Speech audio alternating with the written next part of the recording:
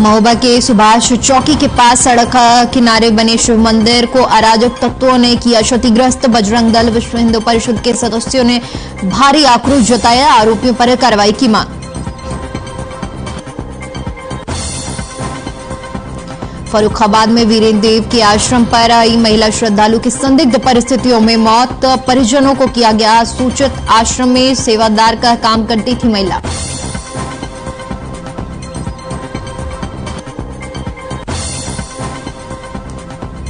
और मैनपुरी में पुलिस ने 20,000 के इनामी बदमाश को किया गिरफ्तार।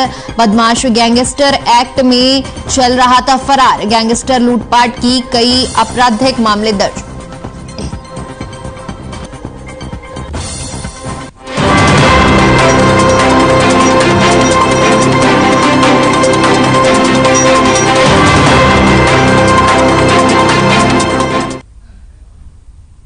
नमस्कार, बुलेटिन में आपका बहुत बहुत स्वागत है और मैं हूं आपके साथ दीपिका ओझा। चलिए शुरुआत करते हैं खबरों की। महोबा के सुभाष चौकी के पास सड़क किनारे बने बरसों पुराने भगवान शिव के मंदिर को अराजक तत्वों द्वारा तोड़े जाने की सूचना पर लोग इकट्ठे हो गए। स्थानीय लोगों ने बताया कि यह मंदिर 70 साल पुराना है।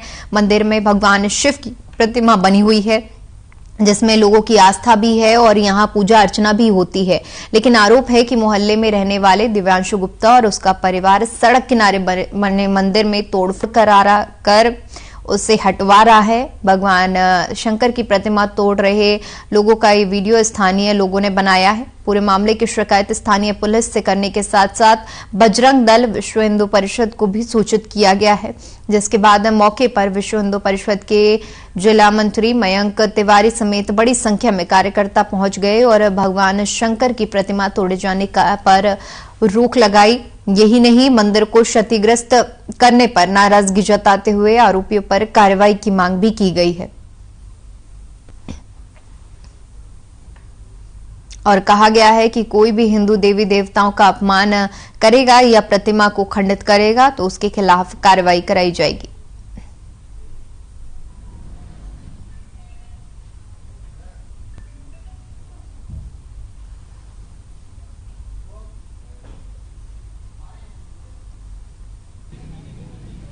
उस मंदिर में कुछ अराजक तत्व और कुछ प्राइवेट लोग जो अपने आप को अधिकारी बताते हैं वो लोग आते हैं और यहाँ पर तोड़फोड़ मंदिरों की शुरुआत कर देते हैं। और मंदिर की तोड़फोड़ के साथ साथ उन्होंने यहाँ पर प्रतिष्ठित शिवलिंग को वहाँ से अपने स्थान से उठाकर दूसरी जगह रखा। जब हम लोगों को इस विषय की जानकारी हुई तो पूरा बजरंग दल और विश्व हिंदू परिषद के कार्यकर्ता हमारे यहाँ पर आए और उन्होंने मौके पर देखा तो कोई भी ऐसा व्यक्ति नहीं मिला जो यह प्रमाणिकता के साथ कह सके कि यह मंदिर गलत जगह पर बना हुआ है। और यह मंदिर अभी का नहीं है, यह कई वर्षों पुराना मंदिर है जहाँ पर इस मंदिर में लोगों की, इस मोहल्ले के लोगों की आस्थाएं जुड़ी हुई हैं। यहाँ मंदिर जो है 70 साल पुराना है और हमारी उम्र 40 साल है और जब से हम इसको मंदिर देखते चले आ रहे हैं बचपन से।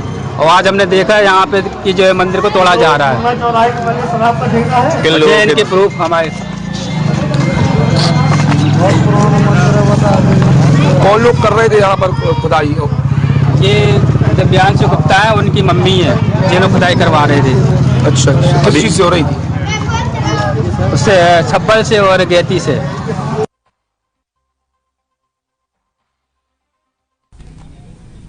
तो आपको बता दें कि मंदिर में मूर्ति को क्षतिग्रस्त करने का ये पूरा मामला है, जिसके बाद आपको बता दें कि स्थानीय लोगों में आक्रोश देखने को मिला।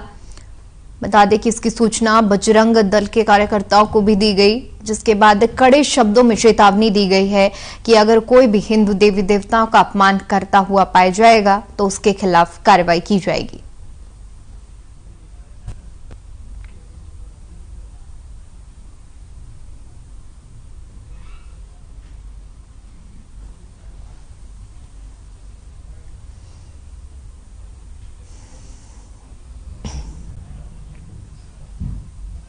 वहीं अगली खबर फर्रुखाबाद के से है, जहां वीरेन देव के आश्रम पर आई महिला श्रद्धालु की संदिग्ध परिस्थितियों में मौत हो गई। देर शाम आश्रम की सेवादार महिला को लेकर चिकित्सक के पास पहुंचे। वहां से उसे जिला अस्पताल रेफर कर दिया गया। देखते ही देखते डॉक्टर ने महिला को मृत घोषित कर दिया।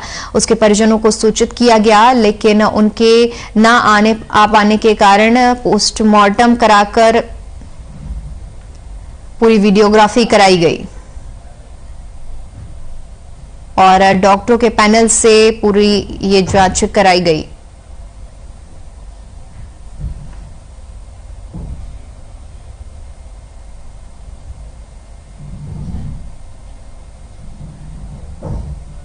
फर्रुखाबाद में राम मनोहर लोहिया अस्पताल में शाम को करीब 7 बजे लेकर आए, तब चेक करने के उपरांत डॉक्टर्स ने मृत घोषित कर दिया था।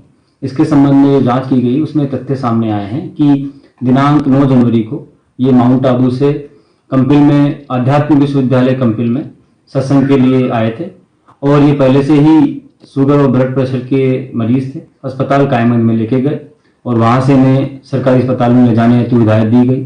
सरकारी अस्पताल राम मनोहर लोहिया में जब ये लेके आए, वहां पर चेक के उपरांत डॉक्टर्स ने इन्हें मृत घोषित कर दिया। इसमें इनके जो घर वाले हैं उनको सूचित कर दिया गया है।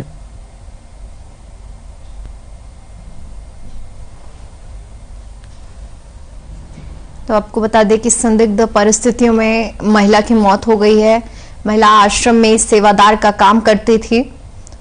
उसकी हालत बिगड़ने पर महिला को अस्पताल ले जाया गया, जहां डॉक्टरों ने उसे मृत घोषित कर दिया।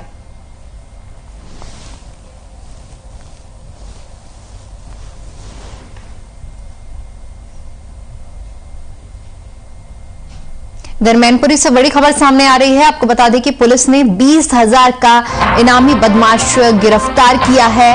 बदमाश पर गैंगस्टर एक्ट में मामला दर्ज था, जो कि फरार चल रहा था। गैंगस्टर लूटपाट के कई आपराधिक मामले आरोपी पर दर्ज थे। चेकिंग के दौरान इनामी बदमाश से तमंचा कारतूस बरामद हुआ है। पूरा मामला विछावा थाना क्षेत्र के भनऊ का है।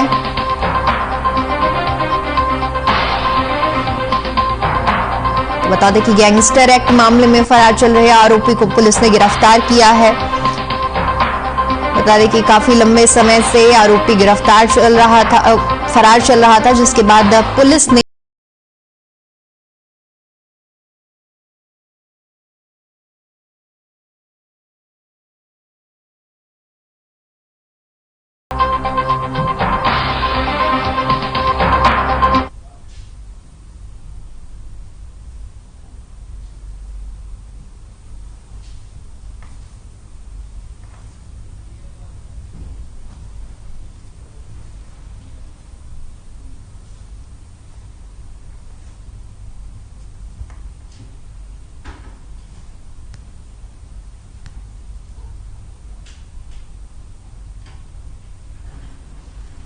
तो पुलिस ने 20,000 का इनामी बदमाश को गिरफ्तार किया है, जिस पर बताते चले कि गैंगस्टर एक्ट के तहत मामला दर्ज था। गैंगस्टर एक्ट लूटपाट के कई आपराधिक मामले इस आरोपी पर पहले से ही दर्ज थे। पुलिस ने आरोपी के पास से तमंचा कारतूस बरामद किया है। पूरा मामला विछावा थाना क्षेत्र के भनऊ पुल का है, जहां पर पुलिस के हाथ बड़ी सफलता लगी है।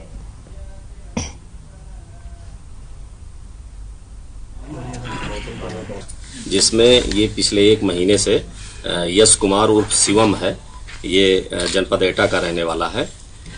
इसकी गिरफ्तारी की गई है और इस पे 20,000 का इनाम रखा गया था और ये हमारे थानाध्यक्ष विश्वा अमित सिंह और इनकी टीम ने गिरफ्तार किया है। तो आज इसको गिरफ्तार करके जेल भेजा जा रहा है। ये वांछित तो गैंगस्टर एक्ट में ही इस पे इनाम हुआ था, लेकिन ये इस पे पहले लूट के मुकदमे थे और लूट पे इसको गैंगस्टर लगाया गया था।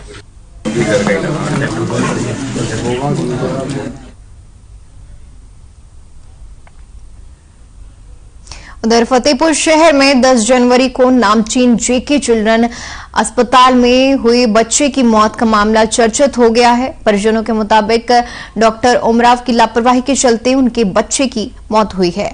परिजनों का कहना है कि अपने मृतक बच्चे को इंसाफ दिलाने के लिए वे जिलाधिकारी, पुलिस अधीक्षक, मुख्य चिकित्सा अधिकारी समेत राजनीतिक लोगों के सामने न्याय की गुहार लगाने के लिए भटकते रहे, लेकिन उन्हें इंसाफ दिलाने वाला कोई नहीं मिला। पुलिस लगातार बच्चे की मौत की एफआईआर दर्ज करने में आनाकानी करती रही, क्योंकि आरोपी डॉक्टर काफी पहुंच वाला बताया जा रहा है। इसके बाद उन्हें कलेक्ट्रेट में धरना प्रदर्शन करने का मन बनाया, जिसके बाद उप जिलाधिकारी ने धरना स्थल पर पहुंचकर उनकी सारी समस्या सुनने के बाद निस्तारण का आश्वासन दिया, जिसके बाद आरोपी डॉक्टर के खिलाफ मुकदमा दर्ज किया गया। पीड़ित पक्ष का कहना है कि एफआईआर तो लिख ली गई है, लेकिन बच्चे के शव का पोस्टमार्टम होने के बाद ही पता चल सकेगा कि बच्चे की किन कारणों में वजह से मौत हुई है। आपको बता दें कि बच्चे के मौत के बाद परिजनों में आक्रोश देखने को मिल रहा है। डॉक्टर के खिलाफ बता दें कि मुकदमा दर्ज नहीं किया जा रहा था, जिसके बाद परिजनों ने न्याय की गुहार लगाते हुए कलेक्ट्रेट परिसर में धरना प्रदर्शन शुरू किया। जिसके बाद उप जिलाधिकारी ने परिजनों से बातचीत की और मामले के निस्तारण को लेकर आश्वासन दिए। साथ ही साथ आरोपी डॉक्टर के खिलाफ एफआईआर दर्ज की जा चुकी है, लेकिन परिजनों का कहना है कि बच्चे को इंसाफ दिलाने के लिए जब तक पोस्टमार्टम नहीं किया जाएगा तब तक चीजें साफ नहीं होगी, इसलिए पोस्टमार्टम रिपोर्ट का भी इंतजार किया जा रहा है।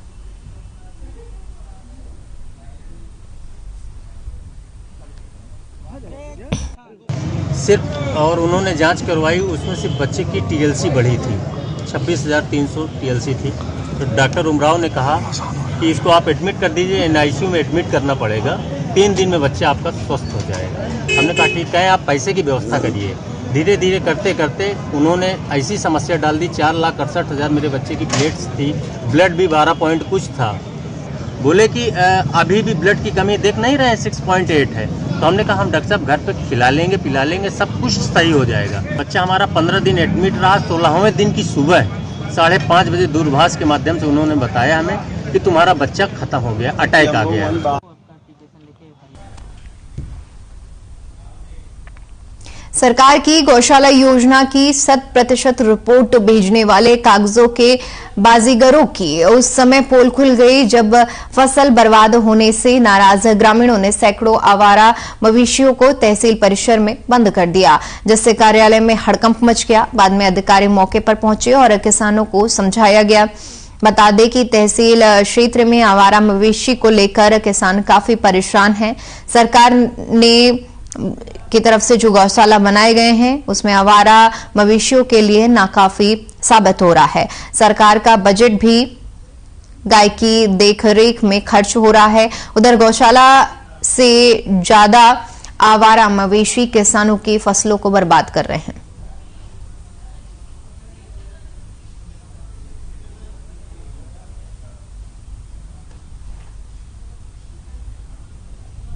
तो बता दें कि आवारा पशुओं को लेकर स्थानीय लोगों में आक्रोश देखने को मिल रहा है, जिनसे परेशान होकर सभी पशुओं को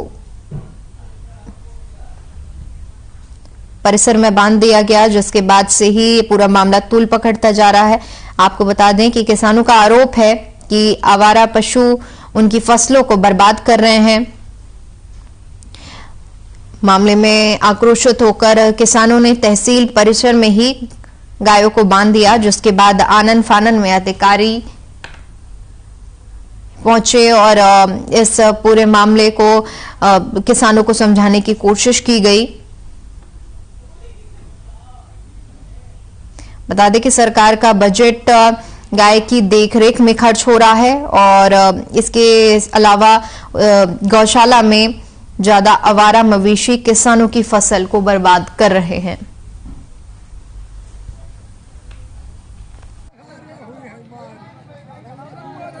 क्या गाय लेके आए? गैया खेत खा रही, 30 तारीख तक, 31 तारीख तक डीएम ने कही गैया बंद कराओ, कोई सुनना नहीं रहा, इसलिए गैया मैंने बंद की है तहसील में। और दरोगा जी कह रहे सबको चालान होगा। हाँ, कोई डंडा चार्ज करो, लाठी चार्ज बताया दरोगा जी ने। तो मर जाओ तो 5 लाख। हाँ, मर जाओ कि 5 लाख मिलेगा तुमको। नगला उषा और बलीपट्टी कोला सोता हसनपुर गांव के कुछ शरारती तत्वों द्वारा अपने और कुछ आवारा गोवंशों को लगभग 350 की संख्या को लाकर जो है तहसील परिसर में छोड़ दिया गया है, जिनको अस्थायी गौशाला में भेजा जा रहा है और शरारती तत्वों को चिन्हित करके उनकी कार्रवाई की गई।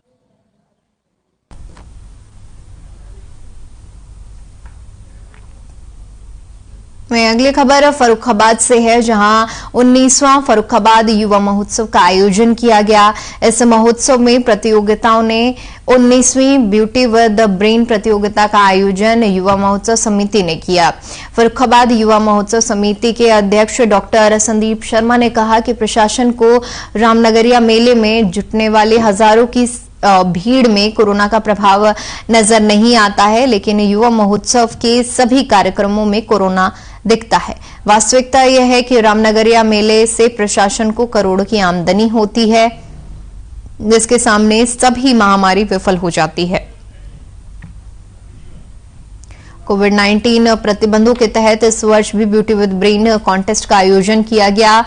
बता दें कि जौनपुर की 20 वर्षीय प्रियम सिंह के सिर पर मिस इंडिया का ताज सजा, जबकि कानपुर की 20 वर्षीय नेहा शुक्ला मिस उत्तर प्रदेश बनी और फर्रुखाबाद की 17 वर्षीय शिवांगी चौहान को मिस टीन इंडिया बनाया गया।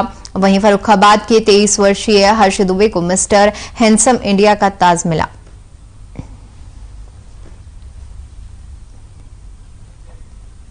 तो आपको बता दें कि युवा महोत्सव समिति की ओर से आयोजन किया गया, जिसमें ब्यूटी विद ब्रेन कॉन्टेस्ट रखा गया। तमाम तरह के प्रतियोगिताओं को आयोजित किया गया इस कार्यक्रम में,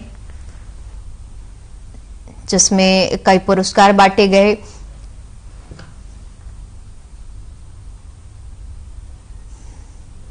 वहीं अगली खबर गोरखपुर से है, जहां सीएम योगी ने कहा कि सोशल मीडिया और डिजिटल मीडिया के युग में आपको बता दें कि पत्रकारिता एक चुनौती के रूप में उभरकर सामने आई है। उन्होंने कहा कि 2 दशकों में अखबार और रेडियो के माध्यम से खबरें पहुंचती रहीं। इनमें सरकार और शासन के कार्यक्रमों के साथ कुछ महत्वपूर्ण खबरें रही हैं। इसके बाद विजुअल मीडिया ने छोटी बड़ी खबरों को लोगों तक पहुंचाने का काम किया। सीएम ने कहा कि पत्रकारों की ओर से ये आयोजन सकारात्मक ऊर्जा का स्रोत है और जो सोशल और डिजिटल मीडिया की चुनौती के युग में सकारात्मक पत्रकारिता समाज को सही दिशा देगी।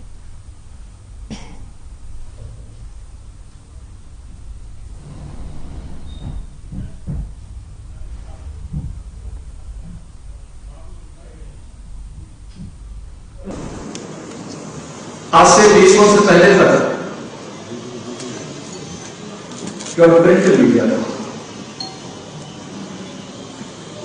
और अखबार जब लोगों तक पहुंचते थे या फिर बहुत होता था तो आकाशवाणी या दूरदर्शन से संबंधित शासन की योजनाओं की और शासन से जुड़े हुए समाचार और कुछ जन जरूरत मुद्दे जनता तक पहुंच पाते थे। लेकिन विस्तृत जानकारी के लिए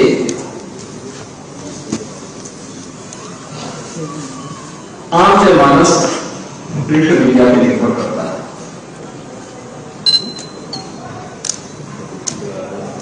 पिछले 20-22 वर्ष के दौरान आपने देखा होगा कि विजुअल मीडिया उसमें आया, तेजी के साथ उसका प्रचार प्रसार हुआ।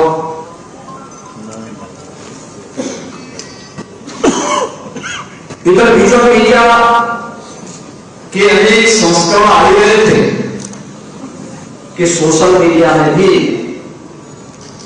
अनेक चीजें सामने आई, अलग अलग प्लेटफॉर्म्स के लिए आए। सोशल नेटवर्किंग प्लेटफॉर्म ब्लॉग के माध्यम से अन्य अनेक प्लेटफॉर्म्स के माध्यम से आज हम उसके स्वरूप को भी देखते हैं और मीडिया का एक नया रूप डिजिटल मीडिया के रूप में हम देखने जा रहे हैं। इन सब चुनौतियों के बीच भी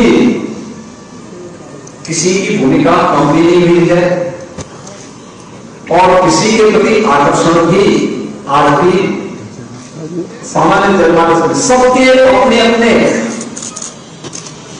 ग्रुप बने हुए हैं, यानी कह सकता हूं कि सबकी अपनी जजमानी आज भी जीवित बची हुई है और उसके बीच उन चुनौतियों से जूझते हुए अपनी विश्वसनीयता को बनाए रखते हुए मीडिया जगत से जुड़े हुए आप सुधीजन कार्य कर रहे हैं।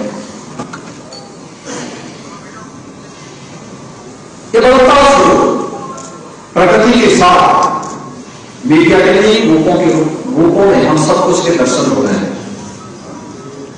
लोग उसके साथ जुड़ भी रहे हैं, उसका आनंद भी ले रहे हैं, उसका उपयोग भी कर रहे हैं और उसका उपयोग भी हर स्तर पर हो रहा है। अपने अनुसार हर व्यक्ति उसकी व्याख्या भी करता है, अलग अलग तरीके से उसको उसकी विवेचना भी करता है।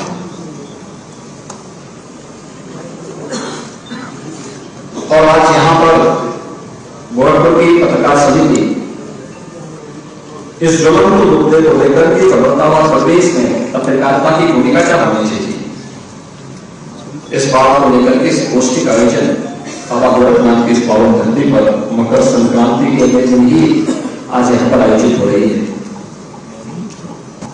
पत्रकार समिति ने 2 वर्ष पहले बहुत सार्थक पहल की थी और उस समय गोरखपुर पत्रकार समिति ने नेपाल के पत्रकारों के साथ मिलकर के आपस में दोनों देशों के बीच केवल राजनयिक संबंध नहीं हो सकते, राजनयिक संबंध शासन के स्तर पर होंगे, लेकिन मैन टू मैन व्यक्ति से व्यक्ति का संवाद, जो रोटी बेटी का संबंध नेपाल और भारत का था,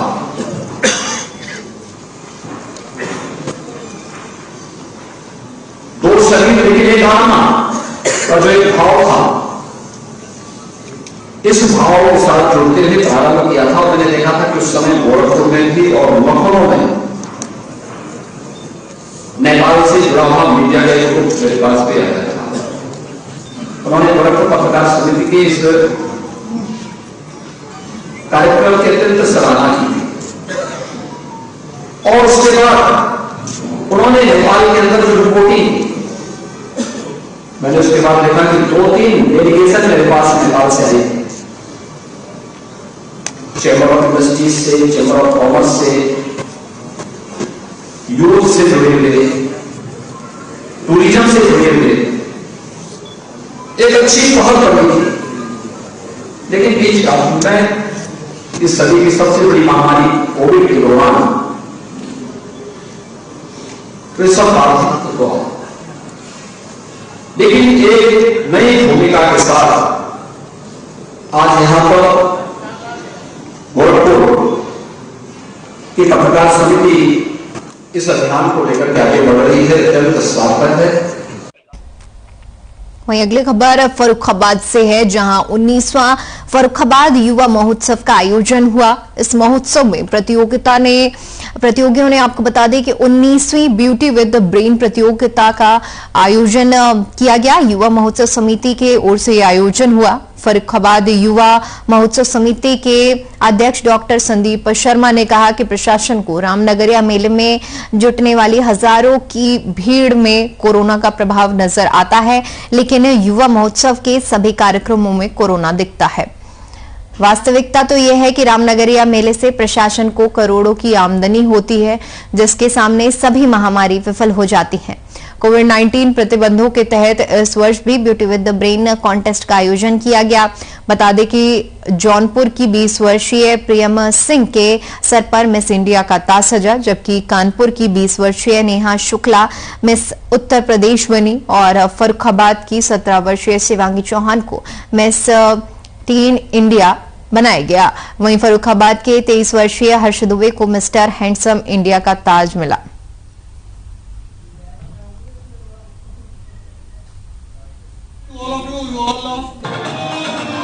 मुझे बहुत खुशी मिल रही है और आज मुझे उम्मीद नहीं थी कि मैं इस प्लेटफॉर्म पे इतने आगे, मतलब इतना मुझे मिस इंडिया का खिताब मिलेगा। और मैं इसका पूरा श्रेय अपने माता पिता और अपने दोस्तों को देना चाहती हूँ, जिन्होंने मुझे इसमें आगे बढ़ने के लिए मुझे प्रोत्साहन किया और आज मैं इस मुकाम पे पहुंची हूँ। मेरा उसका पूरा श्रेय मैं अपने पेरेंट्स को देना चाहूँगी। महिलाओं के लिए ये है कि अगर उनके अंदर कोई भी टैलेंट है तो वो उसको छिपाकर ना आगे बढ़ाएं। आजकल हर फील्ड में महिलाएं आगे जा रही, चाहे कोई भी फील्ड हो।